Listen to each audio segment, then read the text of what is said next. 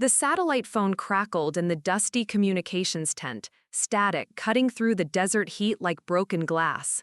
I pressed it closer to my ear, straining to hear over the distant rumble of helicopters returning from patrol.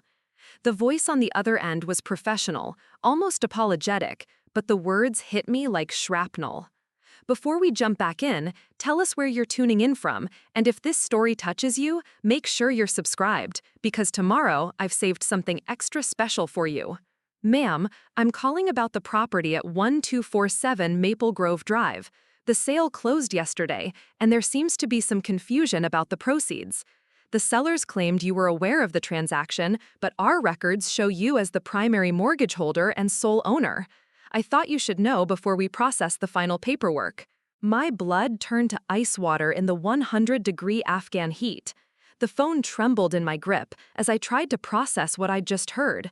My house. The house I'd bought with my own money, where I'd built my life, where every piece of furniture held a memory. Sold. Without my knowledge? Without my consent. I am Sergeant First Class Reina Martinez, and from wherever you're watching this, I need you to understand something.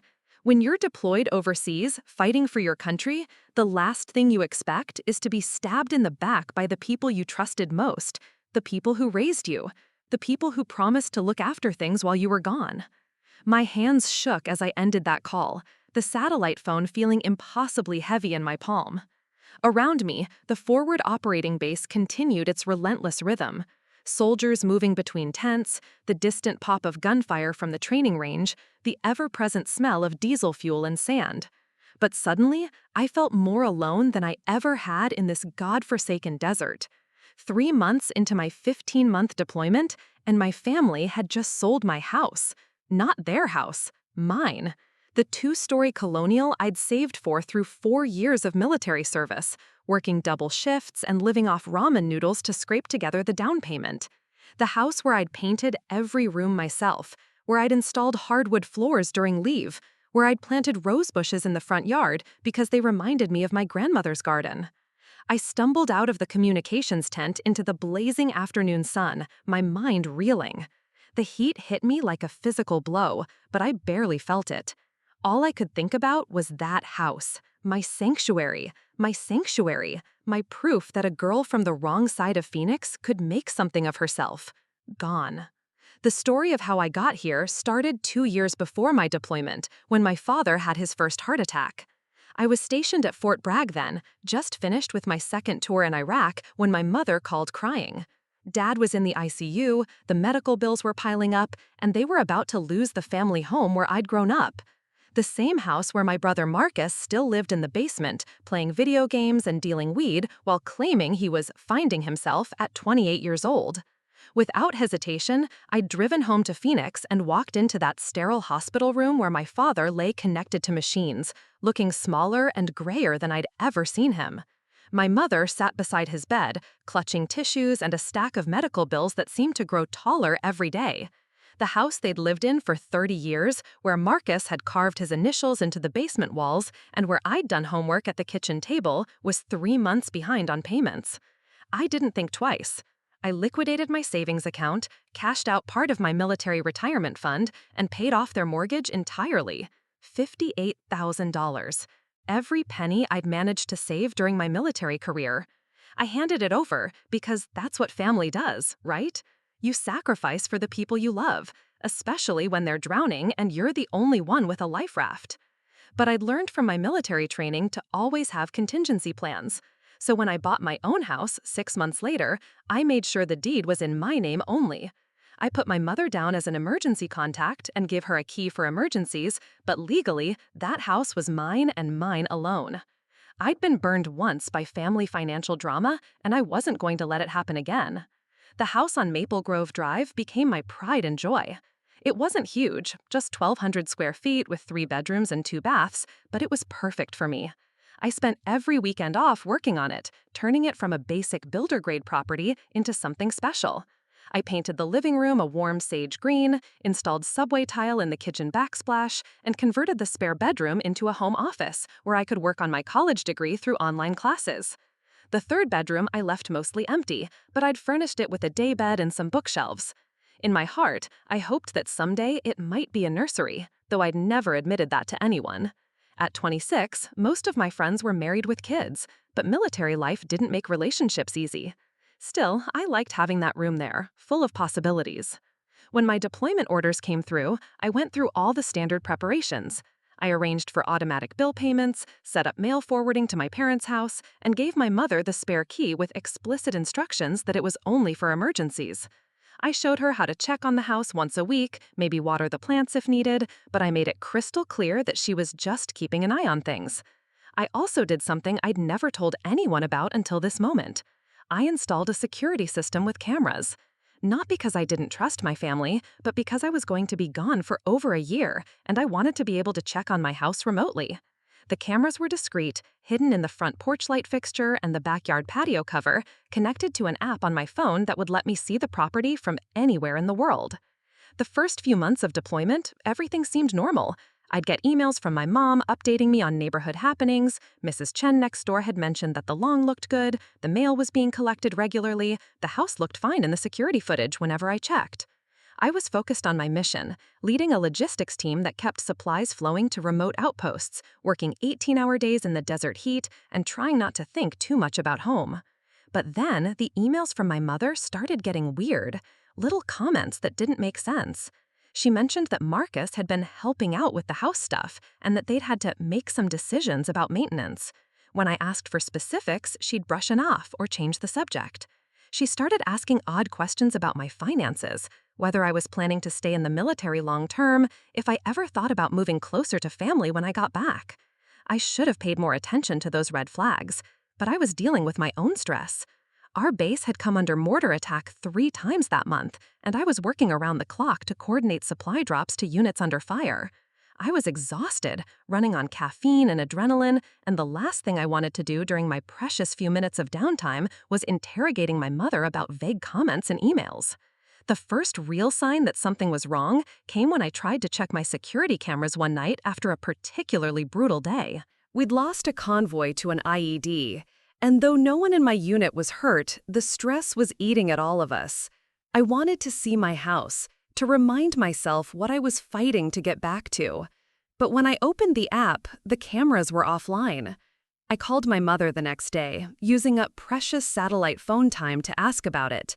She claimed there had been a power surge during a thunderstorm, and the system had gone down. She promised to call the security company, but when I checked again a week later, the cameras were still dark. That's when I started really paying attention to the security footage I did have, reviewing the recordings from before the system went down. What I saw made my stomach drop. There were cars in my driveway that I didn't recognize, people going in and out of my house who weren't family. One recording showed Marcus and 2 other guys carrying what looked like my furniture out to a truck.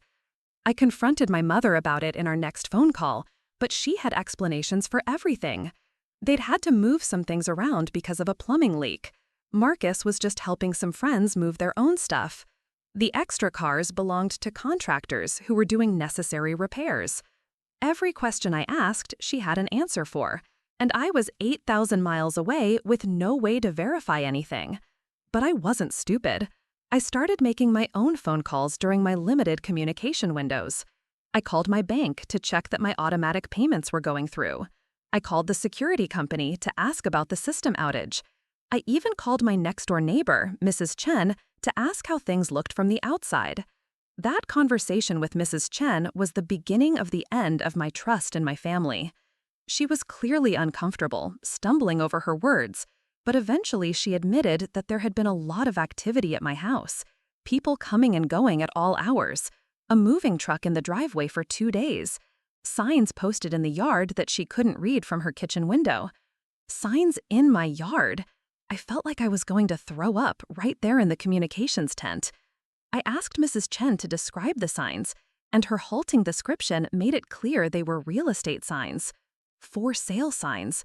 In my yard. At my house, without my knowledge or permission. The next few days were a blur of frantic phone calls and emails. I tried reaching my mother, but suddenly she wasn't answering her phone. Marcus didn't respond to messages.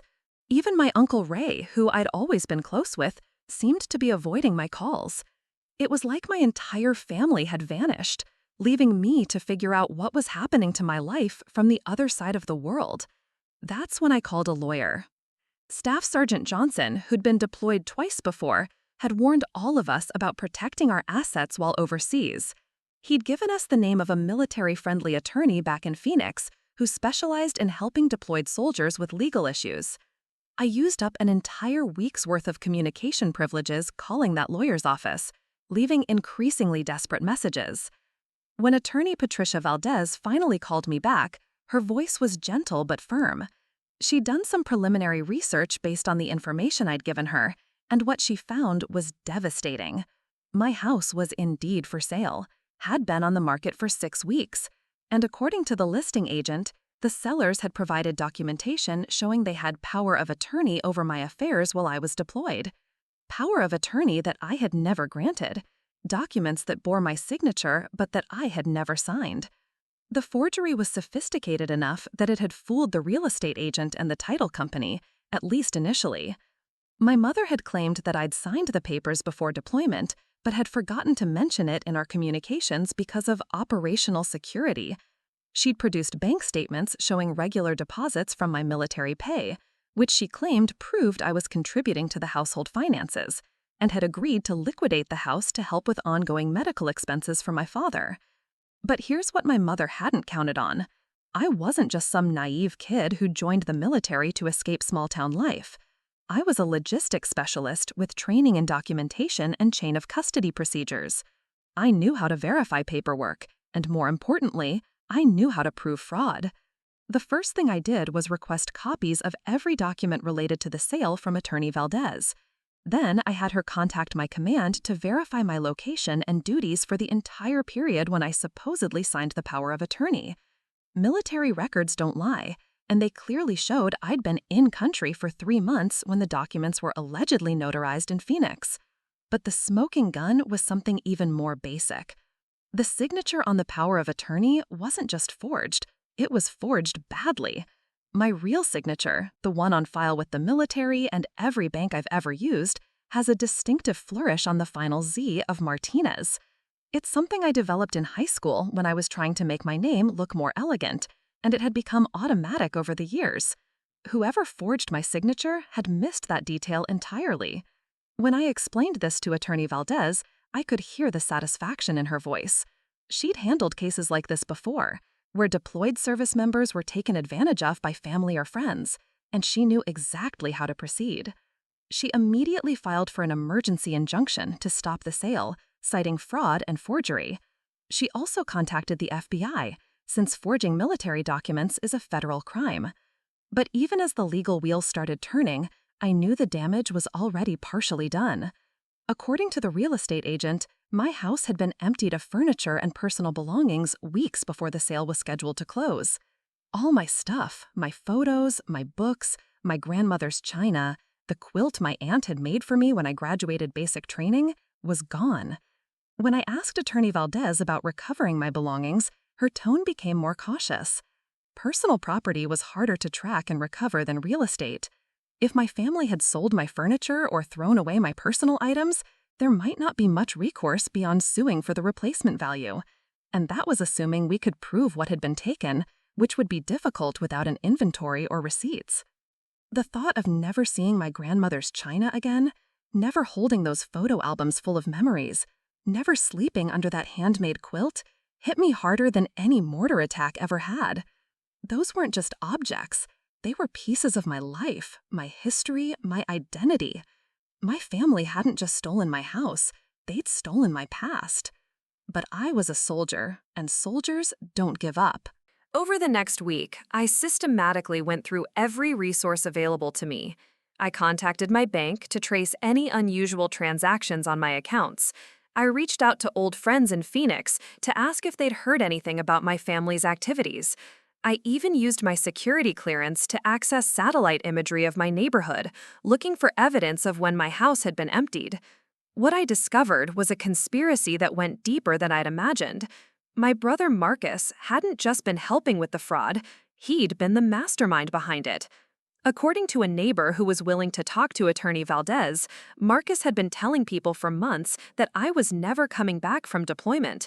He'd claimed I was planning to re-enlist and stay overseas permanently, that I'd given the family permission to handle my affairs however they saw fit.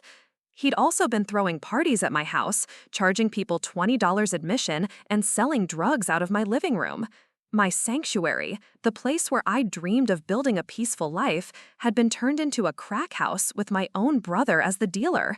Neighbors had complained to the homeowners association multiple times about noise and suspicious activity, complaints that would have come to me if my mail hadn't been redirected to my parents' house. The scope of the betrayal was staggering. This wasn't a desperate family making a hard decision about finances. This was calculated theft, planned and executed while I was literally risking my life for my country. They'd waited until I was as far away and as isolated as possible, then systematically dismantled my entire civilian life. When I finally got through to my Uncle Ray, the conversation was brief and devastating. He'd known about the sale, he admitted, but he'd been told it was my idea. My mother had shown him what she claimed was a letter from me, explaining that I'd decided military life was my future and I wanted to liquidate my civilian assets to help the family. He'd thought it was generous of me, if a little sad. The letter, of course, was another forgery. But what hurt more than the deception was the realization that my entire extended family had been willing to believe I'd just abandon everything I'd worked for without even a phone call to discuss it. They'd known me my whole life, but they'd accepted without question that I'd throw away my dreams and my independence for money I didn't even need. That night, lying on my narrow bunk in the desert while listening to the distant sound of generators and radio chatter, I made a decision that would change everything. I wasn't going to just stop the sale and sue for damages. I was going to make sure everyone involved faced the full consequences of their actions, not out of spite, but because what they'd done was unforgivable. And if I didn't stand up for myself, they'd do it to someone else. Attorney Valdez had explained that the forgery case was strong enough to result in criminal charges, not just civil penalties. Forging military documents, particularly with the intent to defraud a deployed service member, carried serious federal penalties. We were talking about potential prison time, not just fines and restitution. I authorized her to pursue every available legal remedy: criminal referrals to the FBI and local district attorney, civil suits for fraud, conversion, and emotional distress, complaints to the state bar against any attorneys who'd been involved in the transaction without proper verification. I wanted everyone who'd participated in this betrayal to understand that stealing from a soldier had consequences. But beyond the legal action, I started planning for my return home. I still had 8 months left on my deployment, 8 months to prepare for what would undoubtedly be the most difficult period of my life.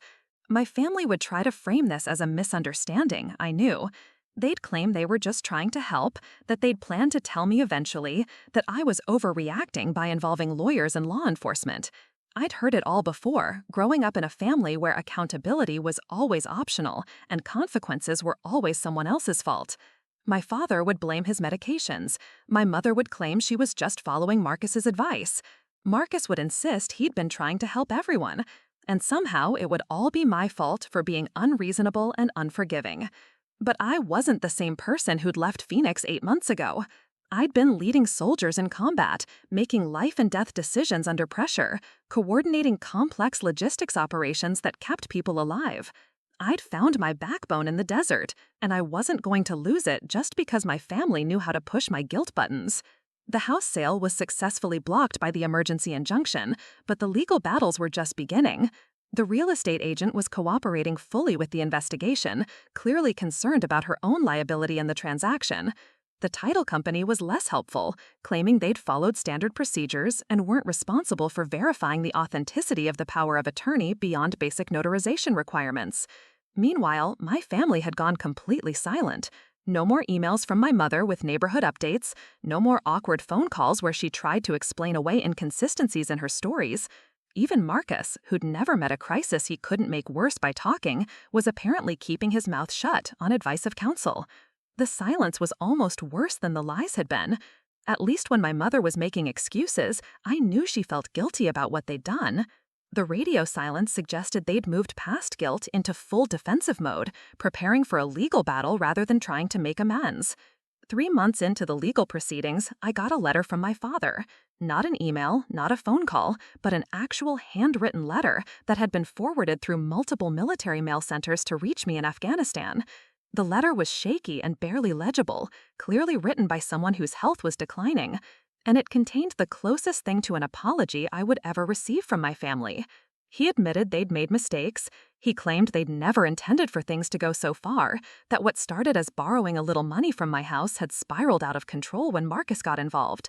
He said my mother was devastated by my reaction and spent most days crying about losing me. He begged me to find a way to forgive them, to remember that family was more important than money or property. The letter was clearly designed to manipulate me into dropping the legal action, but reading it still hurt. This man had taught me to ride a bike, had come to my high school graduation, had cried when I left for basic training. The idea that he'd participated in systematically robbing me while I was at war felt like a betrayal so profound that it rewrote my entire childhood. I didn't respond to the letter. There was nothing to say that wouldn't make things worse for everyone involved. Instead, I focused on my mission and let Attorney Valdez handle the legal complexities. The FBI investigation was moving forward. The local district attorney was preparing fraud charges against Marcus and my mother. The civil suits were progressing through discovery, with my family's financial records being subpoenaed to determine where my property had gone. As my deployment entered its final months, I started getting pressure from unexpected sources to reconcile with my family. My commanding officer, Colonel Williams, called me into his office one day to discuss what he delicately termed my family situation. He'd received a call from my congressman's office, apparently prompted by a constituent complaint from my father about the military's failure to help resolve a family dispute. Colonel Williams was sympathetic but firm. The military couldn't intervene in civilian legal matters, even when they involved deployed soldiers. He assured me that he had his full support in pursuing justice through proper channels, but he also suggested that I consider the long-term consequences of destroying relationships with my family. Once lawyers and criminal charges get involved, he warned, it becomes very difficult to repair those bonds later. I appreciated his concern, but I'd already accepted that those relationships were irreparably damaged. You can't unknow that your family is capable of stealing your entire life while you're serving your country. You can't go back to family dinners and holiday gatherings with people who've proven they'll betray you the moment it becomes profitable. That night, lying on my narrow bunk in the desert while listening to the distant sound of generators and radio chatter, I made a decision that would change everything. I wasn't going to just stop the sale and sue for damages. I was going to make sure everyone involved faced the full consequences of their actions. Not out of spite, but because what they'd done was unforgivable, and if I didn't stand up for myself, they'd do it to someone else. Attorney Valdez had explained that the forgery case was strong enough to result in criminal charges, not just civil penalties. Forging military documents, particularly with the intent to defraud a deployed Slavas member, carried serious federal penalties. We were talking about potential prison time, not just fines and restitution. I authorized her to pursue every available legal remedy: criminal referrals to the FBI and local district attorney, civil suits for fraud, conversion, and emotional distress, complaints to the state bar against any attorneys who'd been involved in the transaction without proper verification. I wanted everyone who'd participated in this betrayal to understand that stealing from a soldier had consequences. But beyond the legal action, I started planning for my return home. I still had 8 months left on my deployment, 8 months to prepare for what would undoubtedly be the most difficult period of my life. My family would try to frame this as a misunderstanding, I knew. They'd claim they were just trying to help, that they'd planned to tell me eventually, that I was overreacting by involving lawyers and law enforcement. I'd heard it all before, growing up in a family where accountability was always optional and consequences were always someone else's fault. My father would blame his medications. My mother would claim she was just following Marcus's advice. Marcus would insist he'd been trying to help everyone. And somehow it would all be my fault for being unreasonable and unforgiving. But I wasn't the same person who'd left Phoenix 8 months ago. I'd been leading soldiers in combat, making life and death decisions under pressure, coordinating complex logistics operations that kept people alive. I'd found my backbone in the desert, and I wasn't going to lose it just because my family knew how to push my guilt buttons. The house sale was successfully blocked by the emergency injunction, but the legal battles were just beginning. The real estate agent was cooperating fully with the investigation, clearly concerned about her own liability in the transaction.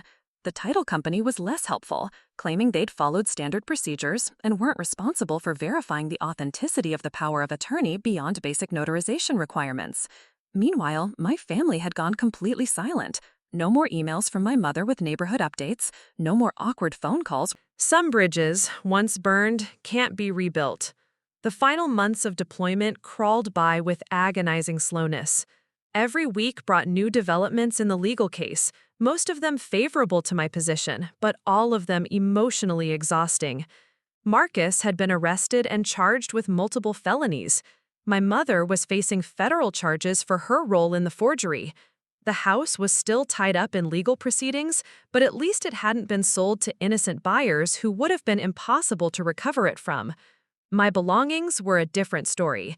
Some of my furniture had been recovered from a storage unit Marcus had rented, but most of my personal items were gone forever.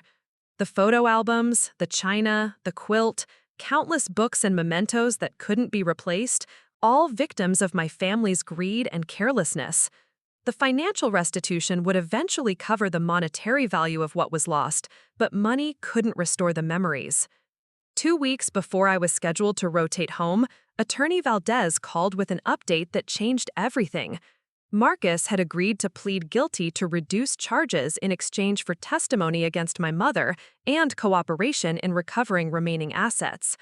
He'd apparently kept detailed records of everything he'd sold and where the money had gone, primarily because he'd been planning to claim most of it on his taxes as income from estate sales. The records revealed the true scope of the theft: over $40,000 in furniture, electronics, and jewelry.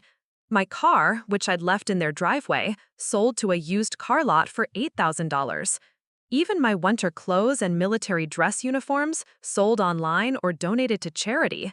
They'd liquidated my entire civilian existence with the methodical thoroughness of professional criminals. But Marcus's cooperation also revealed something I hadn't expected.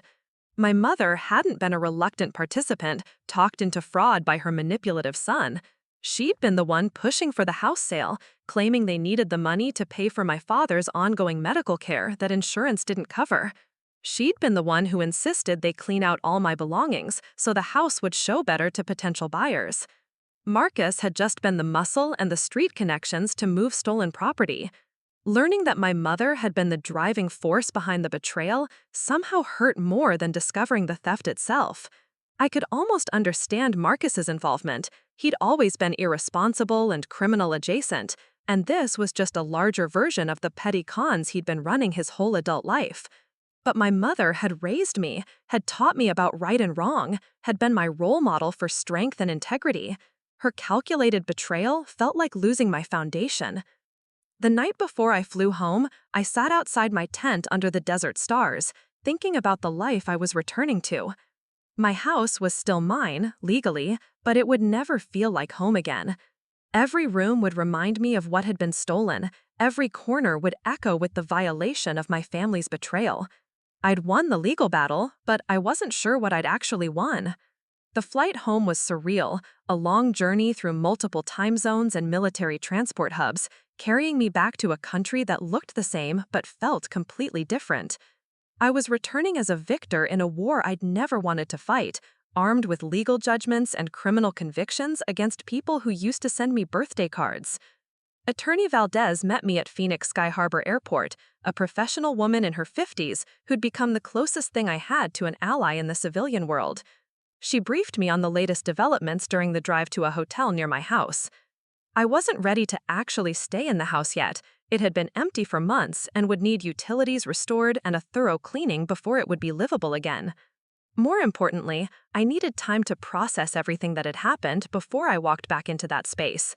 The house represented my dreams and my trauma now, and I wasn't sure which emotion would be stronger when I crossed the threshold. The legal resolution was almost complete, Attorney Valdez explained. My mother had accepted a plea bargain that included federal felony fraud charges, 3 years probation, and full restitution for damages. Marcus was facing prison time, but would likely serve most of his sentence in minimum security due to her cooperation. My father hadn't been charged criminally, but he was named in the civil suits and would be responsible for his share of the restitution payments. The total financial recovery would be substantial, not just the value of what was stolen, but punitive damages, legal fees, and compensation for emotional distress. The money wouldn't make me whole, but it would at least ensure that betraying me had been expensive for everyone involved. As we drove through familiar Phoenix streets, I realized how much I'd changed during my deployment. The woman who'd left here 15 months ago had still believed that family loyalty was unconditional, that people who loved you wouldn't deliberately hurt you, that home was a safe space where you could let your guard down. The woman coming back had learned that trust was a luxury soldiers couldn't afford, that family could be more dangerous than enemies, and that home was something you had to build and defend for yourself. The hotel room smelled like industrial disinfectant and stale cigarettes, a stark contrast to the desert air I'd been breathing for over a year. I sat on the edge of the bed, still in my travel uniform, staring at the keys to my house that Attorney Valdez had handed me before leaving. Two small pieces of metal that represented everything I'd fought to protect, everything my family had tried to steal, everything I wasn't sure I wanted back anymore. The irony wasn't lost on me. I'd spent 15 months defending freedom and democracy in Afghanistan, only to come home and discover that the real enemy had been living in my childhood bedroom, eating dinner at my parents' table, sharing my DNA. The Taliban had never gotten close enough to hurt me, but my own mother had nearly destroyed my life with a few forged signatures. I called room service and ordered the most American meal I could think of: a cheeseburger, fries, and a chocolate milkshake. Food I'd dreamed about during those long desert nights when dinner was MREs heated over camp stoves. But when it arrived, I could barely taste it. Every bite felt like ash in my mouth, contaminated by the knowledge of what I'd lost and what I still had to face. My phone had been buzzing constantly since I'd turned it back on at the airport. Text messages, voicemails, missed calls from numbers I recognized and numbers I didn't. Word had gotten around Phoenix that I was back, that the legal situation with my family had exploded into public view, that there are criminal charges and federal investigations. Everyone wanted the gossip, wanted to know what had really happened, wanted to choose sides in a drama they didn't understand. I scrolled through the messages, deleting most without reading them. Fake sympathy from high school acquaintances who'd never called when I was deployed. Offers of help from neighbors who'd watched my house get ransacked without thinking to contact me overseas. Invitations to talk things through from relatives who'd known about the theft and said nothing. But there was one message that made me pause. It was from Sarah Chen, Mrs. Chen's daughter, who'd been my closest friend before I enlisted. We'd lost touch over the years as our lives took different paths. She'd gotten married and become a teacher, while I'd been moving between military bases, but her message was distant from all the others. Raina, I know you probably don't want to hear from anyone right now, but I wanted you to know that some of us tried to help. When I realized what was happening to your house, I called the base in North Carolina trying to reach you. They couldn't give me any information about your deployment location, but they said they'd try to get a message to you. I guess it never went through. I'm so sorry we couldn't do more. Your family told everyone you were okay with the sale. We should have known better. Reading that message, I felt the first crack in the wall of anger and betrayal I'd built around my heart. Someone had tried to help. Someone had seen through my family's lies and attempted to warn me. It didn't change what had happened, but it reminded me that not everyone in my life was capable of such devastating deception. I called Sarah back, not really sure what I was going to say. She answered on the first ring, her voice warm and familiar despite the years of silence between us. Preparing and narrating this story took us a lot of time, so if you are enjoying it, subscribe to our channel. It means a lot to us. Now back to the story. Raina? Oh my God, I'm so glad you called. Are you okay? I mean, stupid question. Of course you're not okay. But are you safe? Are you home? Her genuine concern was overwhelming after months of dealing with lawyers and investigators and military officials who treated my situation as just another case file. I found myself crying for the first time since that initial phone call in the communications tent, big, ugly tears that I'd been holding back through sheer force of will. I'm in a hotel, I managed to say between sobs. I can't go to the house yet. I don't know if I'll ever be able to live there again.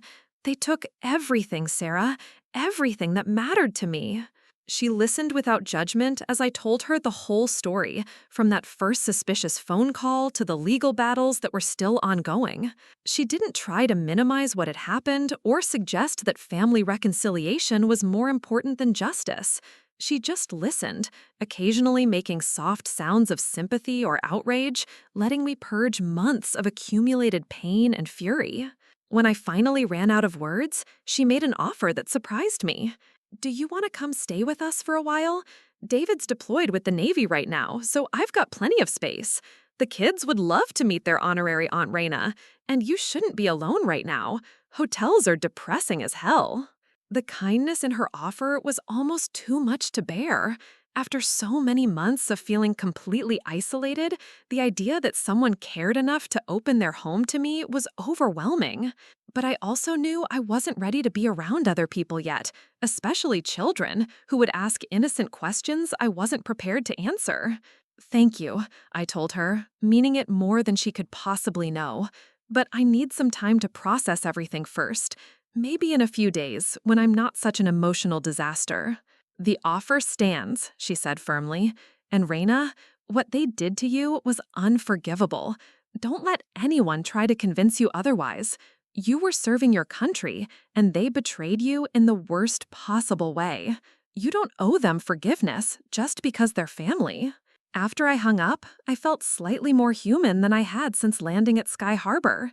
There were still people in the world who understood right from wrong, who wouldn't try to gaslight me into believing that my family's theft was somehow understandable or forgivable.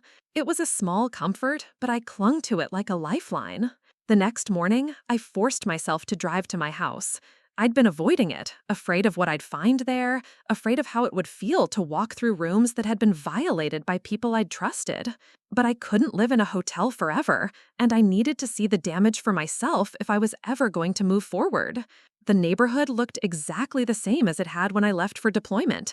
Neat lawns, American flags hanging from front porches, kids' bicycles abandoned on driveways.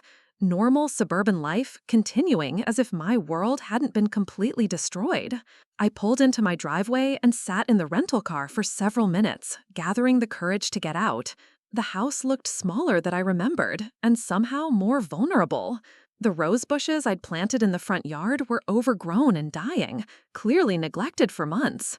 The lawn was patchy and brown, and someone had left trash cans by the curb that had never been brought back up the driveway. It looked abandoned, which I suppose it had been. I used my key to unlock the front door, and the smell hit me immediately. Stale air, mildew, something chemical that might have been cleaning products. The house had been empty for months, and it showed. But more than that, it felt wrong. It felt like a place where something terrible had happened, which I suppose it had. Walking through the rooms was like touring a crime scene, which in many ways it was. The hardwood floors I'd installed myself were scuffed and damaged, probably from furniture being dragged out carelessly. There were holes in the walls where my pictures had hung, and stains on the carpet that hadn't been there when I left. In the kitchen, cabinet doors hung open and askew, and someone had left dirty dishes in the sink that had developed a layer of mold. But it was my bedroom that broke my heart. This had been my sanctuary, the place where I'd felt most myself. The walls were the same sage green I'd painted them, but everything else was wrong. Not just empty, violated. Someone had gone through my dresser drawers and left them hanging open. My closet was completely bare, except for wire hangers scattered on the floor. Even my jewelry box was gone, a cheap wooden thing my grandmother had given me that wasn't worth $50, but had been priceless to me. I sat down on the floor in the middle of my empty bedroom and let myself feel the full weight of what had been done to me. This wasn't just theft. It was erasure.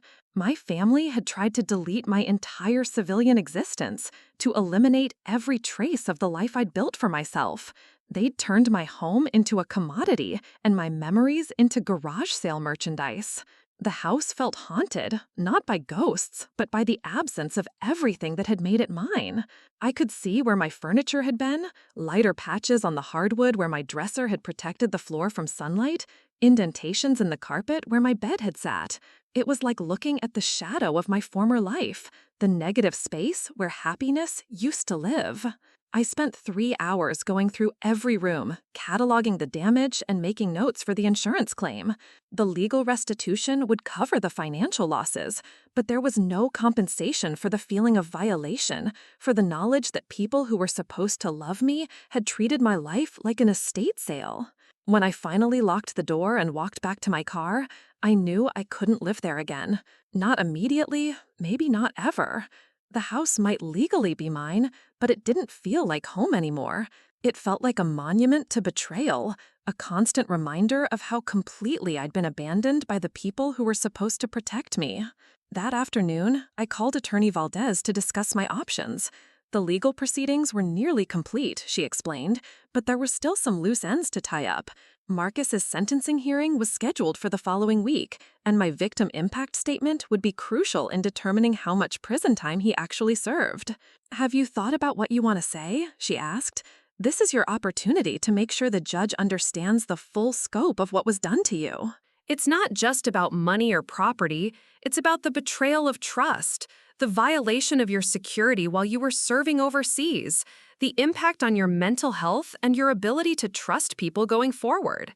I had thought about it, constantly. I'd imagined confronting Marcus in that courtroom, looking him in the eye while I described what his greed had cost me. I'd fantasized about making him understand that he hadn't just stolen my belongings, he'd stolen my peace of mind, my faith in family, my ability to feel safe in my own home. But I'd also been dreading it, standing up in court and recounting my trauma for the record, knowing that my parents would be there listening, knowing that the local news might cover the story, knowing that my private pain would become public record. Military training had taught me to compartmentalize, to push through emotional pain and focus on the mission. But this felt different. This felt personal in a way that combat never had. "I'll write something," I told her, "but I'm not sure I can read it out loud. Can someone else deliver it for me?" "You can submit a written statement if you prefer," she said gently, "but I'd encourage you to consider appearing in person if you can handle it. Judges respond more strongly to seeing the actual victim, hearing the emotion in your voice. It makes the crime more real, more human."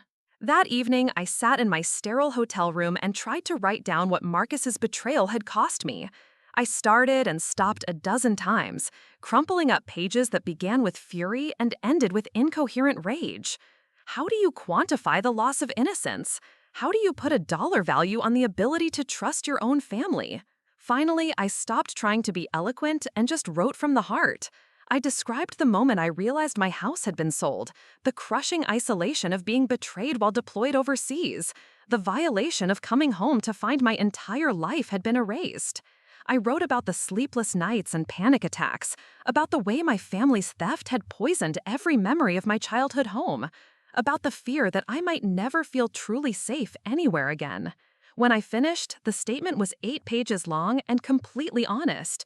It wasn't polished or professional, but it was true. It was my pain made visible, my trauma translated into words that a judge might understand. And for the first time since coming home, I felt like I might actually be ready to face Marcus in court. The night before the sentencing hearing, I got an unexpected visitor at my hotel. The front desk called to say that my father was in the lobby, asking to see me. My first instinct was to refuse. I wasn't ready to deal with any member of my family, especially not the night before I had to testify about their betrayal. But curiosity got the better of me. What could he possibly have to say that would matter at this point? I met him in the hotel bar, a dimly lit space that seemed appropriate for what felt like a funeral for our relationship. He looked terrible, thinner than when I'd left for deployment, grayer, with the hollow-eyed look of someone who hadn't been sleeping well. Good, I thought with savage satisfaction. At least the consequences of their actions were affecting them too. "Reina," he said, standing when I approached the table. He moved like an old man, favoring his left side in a way that suggested his health problems were ongoing. "Thank you for seeing me. I wasn't sure you would." I'm not sure why I did, I replied, sitting across from him but keeping my body language closed and defensive. What do you want, Dad? He ordered a beer, his hands shaking slightly as he lifted it to his mouth. I stayed with water. I wanted my head completely clear for whatever manipulation he was about to attempt. I wanted to apologize, he said finally, and to try to explain what happened.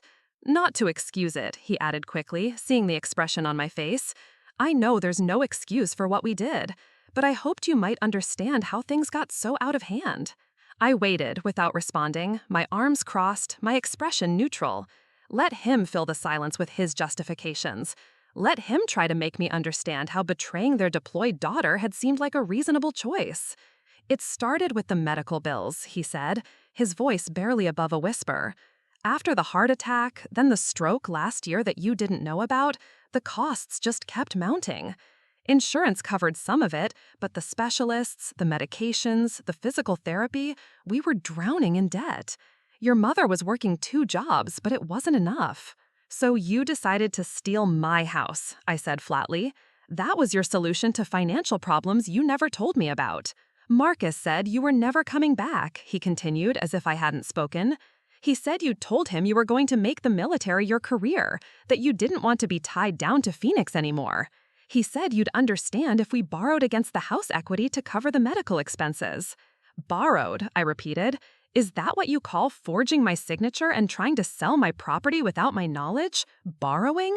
His face crumpled, and for a moment he looked like the father I remembered from childhood. Broken, ashamed, genuinely remorseful. But then I reminded myself that this same man had participated in systematically looting my home while I was in Afghanistan, and the sympathy curdled in my chest. It wasn't supposed to go that far, he whispered.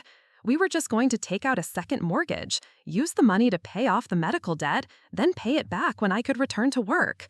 But Marcus said the paperwork was too complicated, that it would be easier to just sell the house and split the proceeds. He said you'd thank us for liquidating your investment while the market was good. The casual way he described destroying my life was almost more offensive than the crime itself. They discussed my future like I was a stock portfolio to be managed, not a human being with feelings and dreams and autonomy. They'd made decisions about my property, my possessions, my entire civilian existence without ever considering that I might have opinions about any of it. Did it ever occur to any of you to call me, I asked, to explain the financial situation and ask for help? I sent you $58,000 when you needed it before. Did you think I'd suddenly become heartless? We tried, he said, but his voice lacked conviction. Your mother said she'd mentioned the medical issues in her emails, but you never responded about them. That was a lie, and we both knew it. I'd gone back through every email my mother had sent during my deployment, looking for evidence that she'd tried to communicate about my father's health or their financial problems. There had been vague mentions of doctor's appointments and generic complaints about money being tight, but nothing that suggested a crisis requiring immediate intervention. She never asked for help, I said. She certainly never mentioned that you were planning to steal my house to pay for medical bills. If you'd been honest with me, I would have found a way to help you. I would have taken out a loan against my military retirement or arranged a payment plan with the hospitals, or something. But you chose to lie and steal instead. Marcus said it would be easier if you didn't know until after we'd handled everything, he said, his voice barely audible. He said you had enough stress with the deployment that we should take care of the problems at home so you could focus on staying safe. The manipulation in that statement was breathtaking. They'd justified betraying me by claiming they were protecting me from stress. They'd stolen my house and possessions to spare me the burden of knowing my family needed help. It was gaslighting on an epic scale, and the fact that my father seemed to believe it made everything worse. And Mom went along with this? I asked. She thought forging my signature and emptying my house was the best way to protect me from stress? He nodded miserably. She was so worried about losing the family home, about what would happen to Marcus if we couldn't keep making the payments, and she was scared about my health, about whether I'd be able to work again. Marcus made it sound like we were doing you a favor, converting your house into liquid assets that would be easier to manage from overseas. I stared at him across the small table, trying to reconcile this broken man with the father who'd raised me. He genuinely seemed to believe that they'd been helping me by destroying my life. The cognitive dissonance was staggering. "Do you understand what you actually did?" I asked. "You didn't liquidate my assets. You stole my home. You erased every trace of my civilian life. You turned my sanctuary into a crime scene. You made it impossible for me to trust my own family ever again." Tears were running down his cheeks now, but I felt no sympathy. Those tears were about his guilt, his regret at being caught, his fear of the consequences. They weren't about my pain or the magnitude of what he'd helped destroy.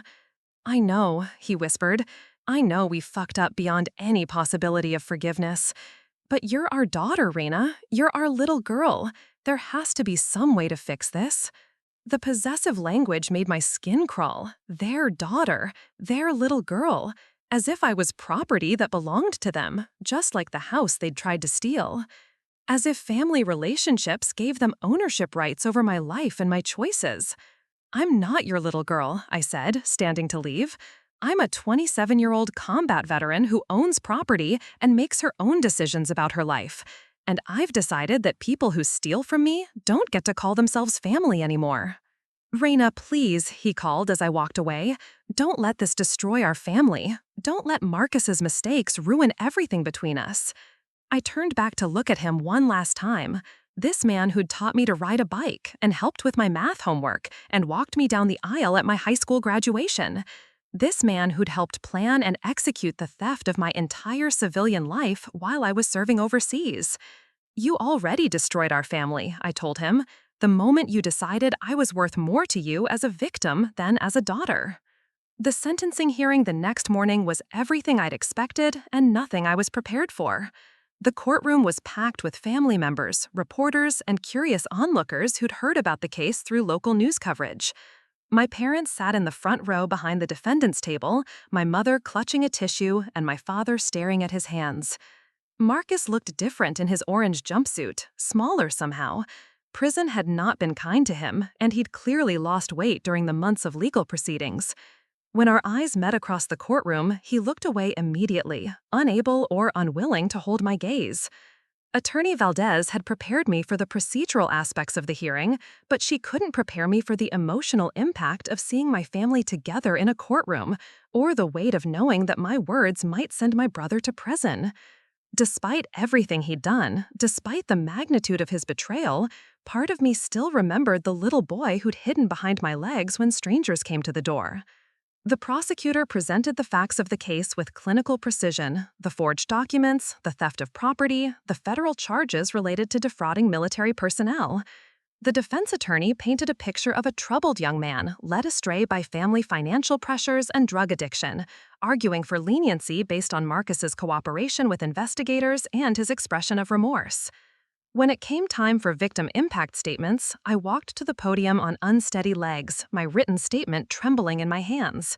The courtroom was completely silent as I began to read, my voice barely above a whisper at first, but growing stronger as I found my rhythm. I told the judge about serving my country in Afghanistan while my family systematically dismantled my civilian life. I described the isolation of learning about the theft through a stranger's phone call, the helplessness of trying to protect my property from 8,000 miles away, the violation of returning home to find every trace of my life erased. But mostly, I talked about trust, about how military service requires absolute faith in the people watching your back, and how that trust extends to the family members who promise to take care of things while you're gone. I explained that my family hadn't just stolen money and property, they'd stolen my ability to believe that the people who claim to love you won't hurt you when you're at your most vulnerable. "Your Honor," I concluded, looking directly at the judge, "the defendant and his co-conspirators didn't just commit fraud. They committed an act of war against their own family member while she was serving overseas. They turned my home into a battlefield and my trust into a casualty. I ask that you sentence him not just for the crimes he committed, but for the security he stole from a soldier who was already sacrificing everything to serve her country." When I finished reading and returned to my seat, the courtroom remained silent for several long moments. Even the judge seemed affected by my statement, taking time to compose himself before moving on to the defense's closing arguments. Marcus's lawyer tried to minimize his client's role in the scheme, portraying him as a pawn manipulated by others and emphasizing his cooperation with law enforcement. But the damage was done. The judge had heard directly from the victim, had seen the human cost of what appeared on paper to be simple financial fraud. When it came time for sentencing, the judge didn't mince words. He acknowledged the mitigating factors, Marcus's cooperation, his lack of prior felony convictions, his substance abuse issues, but he also emphasized the aggravated nature of the crime. Stealing from a deployed service member wasn't just fraud, it was a betrayal of the social contract that allows military personnel to serve overseas with confidence that their families will protect their interest at home. Your Honor, I concluded, looking directly at the judge, the defendant and his co-conspirators didn't just commit fraud. They committed an act of war against their own family member while she was serving overseas. They turned my home into a battlefield and my trust into a casualty. I ask that you sentence him not just for the crimes he committed, but for the security he stole from a soldier who was already sacrificing everything to serve her country. When I finished reading and returned to my seat, the courtroom remained silent for several long moments. Even the judge seemed affected by my statement, taking time to compose himself before moving on to the defense's closing arguments. Marcus's lawyer tried to minimize his client's role in the scheme, portraying him as a pawn manipulated by others and emphasizing his cooperation with law enforcement. But the damage was done. The judge had heard directly from the victim, had seen the human cost of what appeared on paper to be simple financial fraud. When it came time for sentencing, the judge didn't mince words. He acknowledged the mitigating factors, Marcus's cooperation, his lack of prior felony convictions, his substance abuse issues, but he also emphasized the aggravated nature of the crime. Stealing from a deployed service member wasn't just fraud, it was a betrayal of the social contract that allows military personnel to serve overseas with confidence that their families will protect their interests at home. Mr. Martinez, the judge said, looking directly at my brother, you didn't just steal money and property from your sister. You stole her peace of mind, her sense of security, and her faith in the institution of family. You turned her service to this country into a vulnerability that you exploited for personal gain. That level of betrayal demands accountability. The sentence was harsh but fair. 3 years in federal prison, followed by 5 years of supervised probation and full restitution for both financial and emotional damages. It was more than Marcus's lawyer had hoped for, but less than the maximum penalty the prosecutor had requested. Most importantly, it sent a message that crimes against military personnel would be taken seriously by the justice system. As the bailiff led Marcus away in handcuffs, he turned to look at me one last time. I saw regret in his eyes and maybe genuine remorse, but it was too little and far too late. The damage was done, the trust was broken, and no amount of prison time could repair what he'd helped destroy. My parents tried to approach me in the courthouse hallway after the hearing, but I walked past them without acknowledgement. There was nothing left to say, no common ground remaining between us. They'd made their choices, and I'd mine. The legal system had provided justice, but it couldn't provide healing. That would have to come from somewhere else. Attorney Valdez walked me to my car, explaining the next steps in the civil proceedings and the timeline for receiving restitution payments. The legal aspects of my case were nearly resolved, but she was careful to emphasize that emotional recovery would take much longer. You should consider counseling, she suggested gently. What you've been through is traumatic on multiple levels. The betrayal, the theft, the violation of your home, the destruction of family relationships. There are therapists who specialize in helping military personnel deal with civilian trauma. This kind of betrayal can be just as damaging as combat exposure. I thanked her for everything she'd done, both professionally and personally. She'd been more than just my lawyer. She'd been my advocate, my translator for a legal system I didn't understand, and sometimes the only person who seemed to truly grasp the magnitude of what had been done to me. As I drove back to my hotel that evening, I felt emotionally drained but somehow lighter. The legal proceedings were essentially over. Marcus would serve his time, my mother would complete her probation, and the financial restitution would eventually make me whole from a monetary standpoint. Justice had been served, even if it couldn't undo the damage. But as I sat in my hotel room that night, staring at the keys to a house I wasn't sure I could ever call home again, I realized that the hardest part of my journey was just beginning. I'd won the legal battle, but I still had to figure out how to build a life in the aftermath of such profound betrayal. I had to learn how to trust again, how to feel safe again, how to create a new definition of family that didn't include the people who'd raised me. The road ahead was uncertain, but for the first time since that devastating phone call in Afghanistan, I felt like I was moving forward rather than just surviving. The worst was behind me now. The question was what I was going to build from the wreckage. 6 months after the sentencing, I was living in a furnished apartment across town, still unable to set foot in the house that legally belonged to me but emotionally felt like a crime scene. The restitution payments were coming in regularly, deposited automatically into an account I rarely checked. Money couldn't buy back my grandmother's china or my photo albums, but it was slowly accumulating into a sum that would allow me to start over completely if I chose to. The therapist Attorney Valdez had recommended turned out to be a godsend. Dr. Elena Vasquez was a former Navy psychologist who understood both military culture and family trauma in ways that civilian therapists might not. She didn't try to push me toward forgiveness or reconciliation with my family. Instead, she helped me understand that healing didn't require maintaining toxic relationships, even with people who shared my DNA. Trauma changes the architecture of trust, she explained during one of our early sessions. When the people who are supposed to protect you become the source of danger, your brain has to rewire itself to survive. That's not weakness, that's adaptation. But eventually, you have to decide whether you want to live in survival mode forever or learn to trust again selectively. The work was harder than any military training I'd ever endured. Combat taught you to identify external threats and respond appropriately.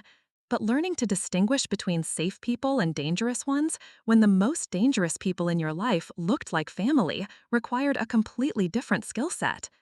Sarah Chen became my lifeline during those months of intensive therapy. She'd call me every few days just to check in, never pushing for details about my progress, but always available when I needed to talk through a breakthrough or a setback. Her steady friendship reminded me that not everyone in my life was capable of betrayal, that trust could be rebuilt one relationship at a time. Through Sarah, I met other military spouses and veterans who'd experienced different but related traumas. There was Maria, whose husband had emptied their joint accounts and disappeared while she was deployed in Iraq. There was Jennifer, whose mother had used her power of attorney to sell Jennifer's car and jewelry to fund a gambling addiction. There was David, whose father had stolen his identity and opened credit cards in his name while he was stationed in Korea. Learning that I wasn't alone in experiencing family betrayal during military service was both comforting and horrifying. Comforting because it meant I wasn't uniquely unlucky or naive. Horrifying because it revealed how common this type of exploitation was. How many service members returned from deployments to find their civilian lives destroyed by the people they'd trusted most. We formed an informal support group, meeting monthly at Sarah's house for dinner and conversation. None of us were therapists, but we understood each other's experiences in ways that civilian friends and family members couldn't. We shared strategies for dealing with guilt, anger, and the complex grief that comes with losing family relationships to betrayal rather than death. The hardest part, Jennifer said during one of our gatherings, is that people expect you to forgive them because they're family. Like blood relation gives them permission to destroy your life and then demand absolution. My favorite is when people say, "But they're your parents," Maria added bitterly, as if being related to someone means they can't be criminals or abusers or thieves. These conversations helped me realize that my decision to cut contact with my family wasn't unusual or extreme. It was a reasonable response to unreasonable behavior, a necessary boundary to protect myself from further harm. The military had taught me that you don't maintain relationships with people who actively work against your interests, and civilian life wasn't fundamentally different in that regard. By the time spring arrived, I'd made a decision about the house. I wasn't going to live in it again, but I also wasn't going to sell it immediately. Instead, I hired a property management company to renovate it completely and rent it out. New paint, new flooring, new fixtures, even a new front door. I wanted every trace of what had happened there erased before anyone else lived in that space. The renovation process was therapeutic in unexpected ways. I got to choose every detail, from paint colors to cabinet hardware, turning the house into something completely different from what it had been when I lived there. It would never be my home again, but it could be someone else's fresh start. With the rental income and my military salary, I was financially secure enough to consider my long-term options. I'd always planned to complete my college degree and potentially pursue a commission as an officer. But my family's betrayal had changed my perspective on civilian life. I no longer felt tied to Phoenix or obligated to stay near people who'd proven they couldn't be trusted. Dr. Vasquez helped me work through the decision-making process without pushing me toward any particular choice.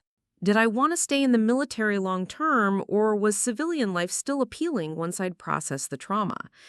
Did I want to remain in Phoenix, or would a fresh start somewhere else be healthier? Did I want to maintain any connection with my extended family, or was a complete break necessary for my mental health? The answers came slowly, through months of therapy and self-reflection. I loved military service, but I also valued the autonomy and financial security that came with civilian employment. Phoenix held too many painful memories, but I wasn't ready to move across the country and start over completely. I wanted to maintain relationships with extended family members who'd shown genuine concern and support, but I was done with anyone who'd known about the theft and said nothing. By summer, I developed a plan that felt both ambitious and realistic. I would complete my current military contract, using my remaining service time to finish my bachelor's degree through online courses. When my enlistment ended, I would move to Denver, where the defense contracting industry would allow me to use my military skills in civilian employment. I would maintain contact with cousins and aunts who'd reached out with genuine support, but I would block all communication with my immediate family permanently. The decision felt liberating in a way I hadn't expected. For the first time since returning from deployment, I was making choices based on what I wanted rather than what others expected from me. I wasn't staying in Phoenix out of family obligation or leaving out of spite. I was simply choosing the path that seemed most likely to lead to happiness and success. The hardest part of implementing my plan was dealing with extended family members who couldn't understand why I wouldn't reconcile with my parents. My Uncle Ray called repeatedly, trying to mediate between us. Several cousins sent messages suggesting that enough time had passed for healing to begin. Even my grandmother, who was in her 80s and frail, asked other family members to convince me to visit her before it was too late. Each of these conversations required careful navigation. I didn't want to burn bridges with family members who genuinely cared about my well-being, but I also couldn't allow them to pressure me into situations that would be harmful to my mental health. I learned to explain my boundaries clearly and calmly without attacking my parents or going into graphic detail about their betrayal. I understand you want to see the family reunited, I would say. But what happened between my parents and me isn't something that can be fixed with time or good intentions. They made choices that destroyed my ability to trust them, and I've made choices to protect my mental health and my future. I hope you can respect that decision. Most family members eventually accepted my position, even if they didn't agree with it. A few continued to push for reconciliation, usually with arguments about forgiveness and the importance of family unity. Those relationships became casualties of my parents' betrayal, not because I wanted to hurt innocent people, but because I couldn't maintain connections with people who insisted on exposing me to further manipulation. The legal proceedings finally concluded, completely, in late summer, with all restitution payments completed and Marcus beginning his prison sentence. Attorney Valdez called to inform me that the case was officially closed, that all appeals had been exhausted, and that I was free to move forward without any lingering legal obligations. "How are you doing with all of this?" she asked, her voice conveying genuine concern rather than professional obligation. "I know the legal resolution doesn't automatically translate to emotional healing." "Better," I told her honestly. "Some days are harder than others, but I'm building a life that feels authentic to who I am now, rather than who I used to be. That's progress, right?" "That's significant progress," she confirmed.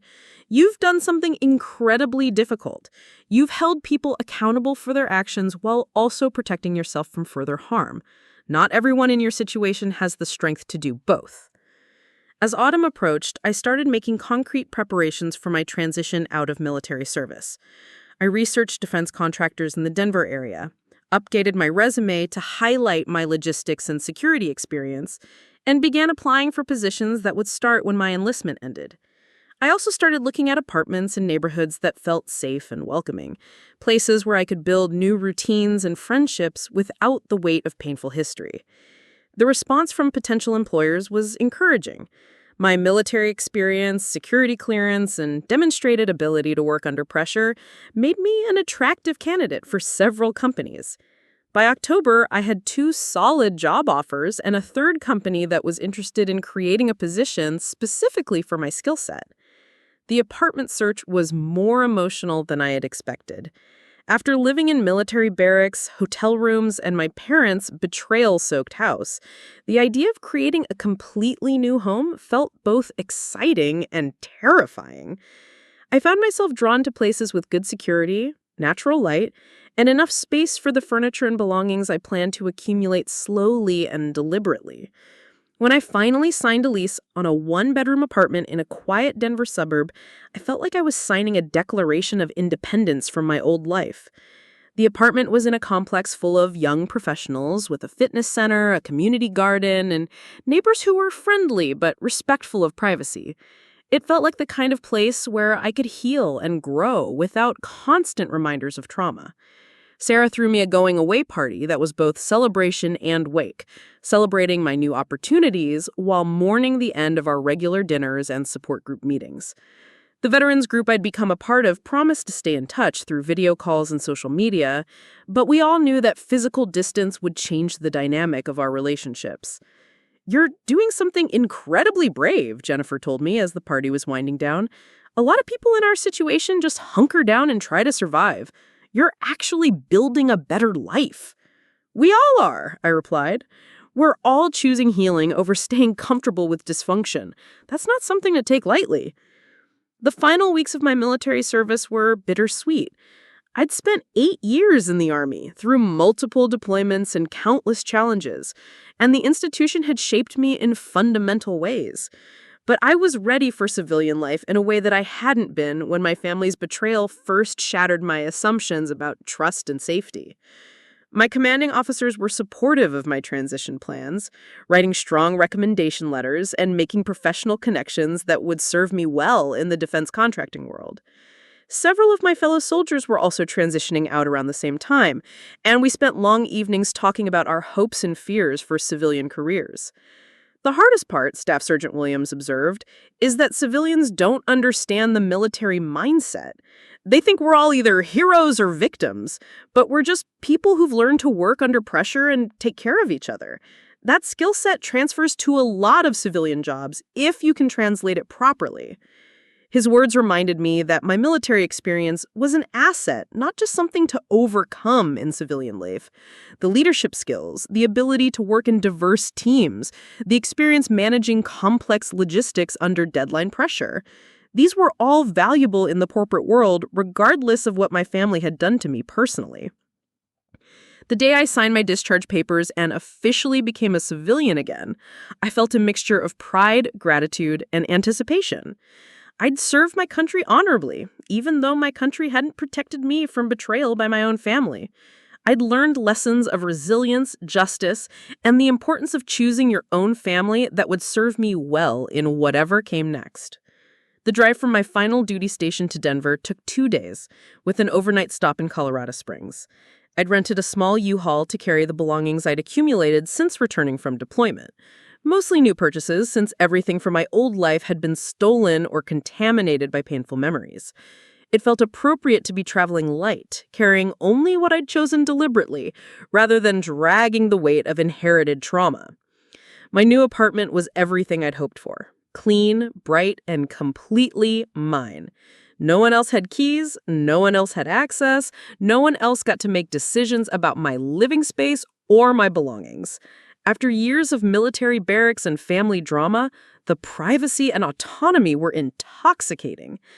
I spent my first week in Denver just settling in, buying furniture one piece at a time and arranging my space exactly how I wanted it.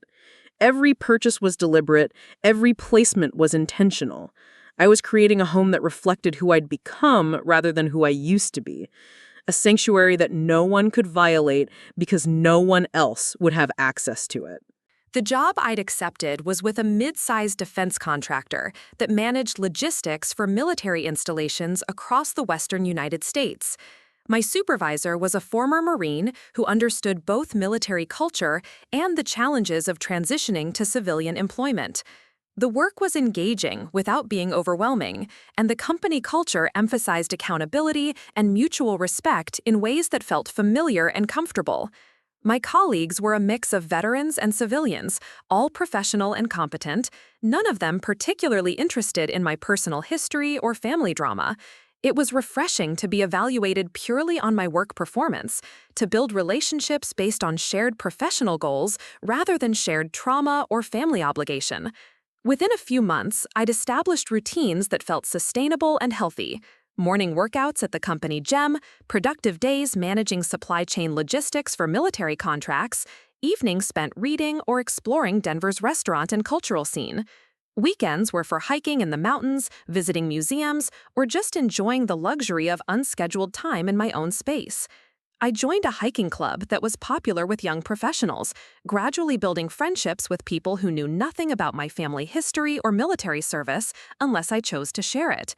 These relationships felt refreshingly normal, based on common interests and compatible personalities, rather than shared trauma or family connection. 6 months into my civilian life in Denver, I realized I was genuinely happy for the first time since before my deployment. Not just recovering from trauma or managing painful emotions, but actually enjoying my daily life and looking forward to future possibilities. The happiness felt fragile sometimes, like something that could be taken away if I wasn't careful, but it was real and growing stronger. I still went to therapy, though less frequently than during the intensive healing period after my family's betrayal. Dr. Vasquez had referred me to a colleague in Denver who specialized in helping people maintain emotional health after trauma resolution. The sessions focused more on building positive relationships and achieving life goals rather than processing past pain. "You've done the hard work of healing," Dr. Patricia Morgan explained during one of our sessions. "Now the challenge is learning to live fully rather than just safely. Trauma recovery isn't just about eliminating negative symptoms, it's about reclaiming joy and possibility." Her words resonated deeply. I'd spent so much energy protecting myself from further betrayal that I'd forgotten what it felt like to be excited about the future. But gradually, with the foundation of safety and independence I'd built in Denver, I was rediscovering ambition and optimism. I started taking graduate courses in business management, thinking about eventually starting my own consulting firm that would help military installations optimize their logistics operations. I began dating again, cautiously but genuinely, meeting people through hiking groups and professional associations who shared my interests and values. Most importantly, I started thinking about family in new ways.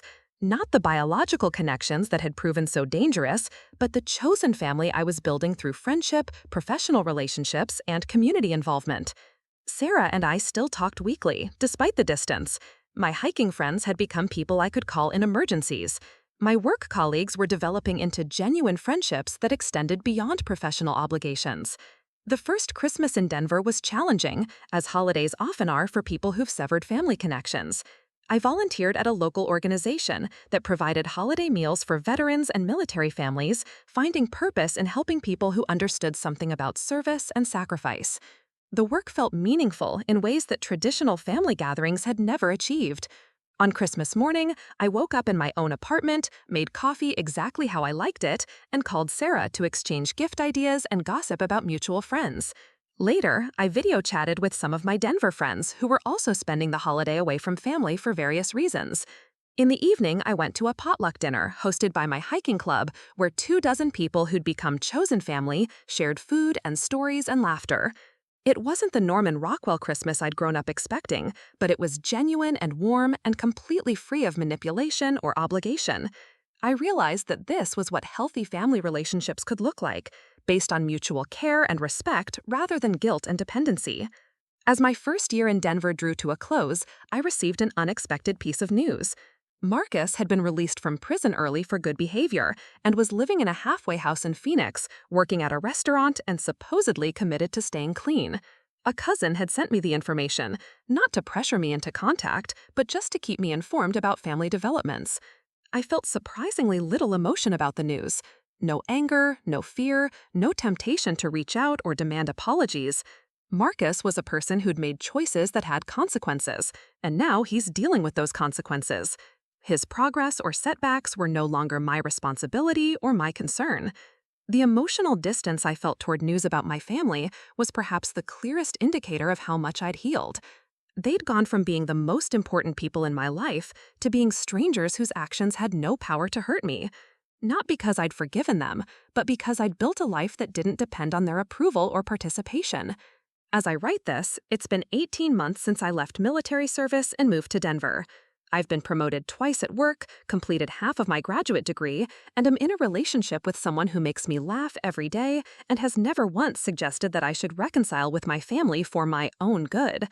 I own a small house now, purchased with the restitution money and my own savings, decorated entirely according to my own taste and protected by a security system that only I control.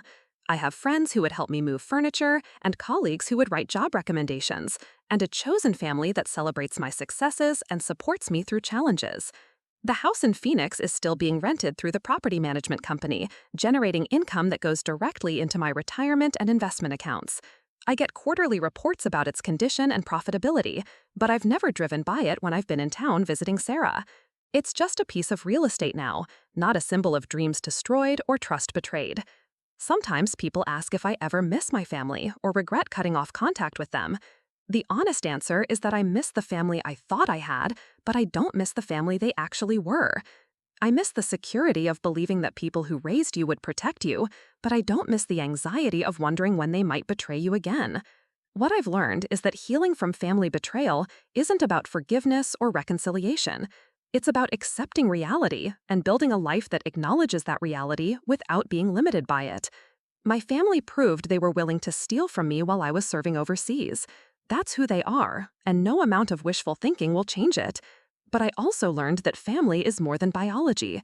It's the people who show up when you need them, who celebrate your successes without jealousy, who support your decisions even when they don't understand them. It's the relationships you choose and nurture, not the ones you inherit by accident of birth. I serve on the board of a nonprofit now that helps military families deal with financial exploitation and legal issues during deployments. We provide legal referrals, financial counseling, and emotional support for service members who return home to find their lives destroyed by people they trusted. It's meaningful work that transforms my personal trauma into a resource for helping others. The woman who left for Afghanistan 2 years ago believed that family was everything, that blood relations created unbreakable bonds, that home was wherever your people were. The woman writing this story knows that family is what you make it, that trust is earned through actions rather than inherited through genetics, and that home is a place of safety you create for yourself. I'm not the same person I was before deployment, and I'm not the same person I was when I returned to find my life stolen. I'm someone new, someone stronger, someone who understands the difference between being alone and being lonely, between forgiveness and enabling, between family and people who happen to share your DNA. The betrayal that nearly destroyed me ultimately set me free. Free from toxic obligations, free from relationships based on guilt and manipulation, free to build a life that reflects my values rather than my family's dysfunction. It wasn't the freedom I would have chosen, but it's the freedom I needed to become who I was meant to be. Every morning, I wake up in my own house, surrounded by things I chose and people I trust, building a future that belongs entirely to me. That's not just healing from trauma, that's victory over the people who tried to steal my dreams. And that victory is worth more than any family relationship based on obligation rather than love. Up next, you've got 2 more standout stories right on your screen. If this one hit the mark, you won't want to pass these up. Just click and check them out.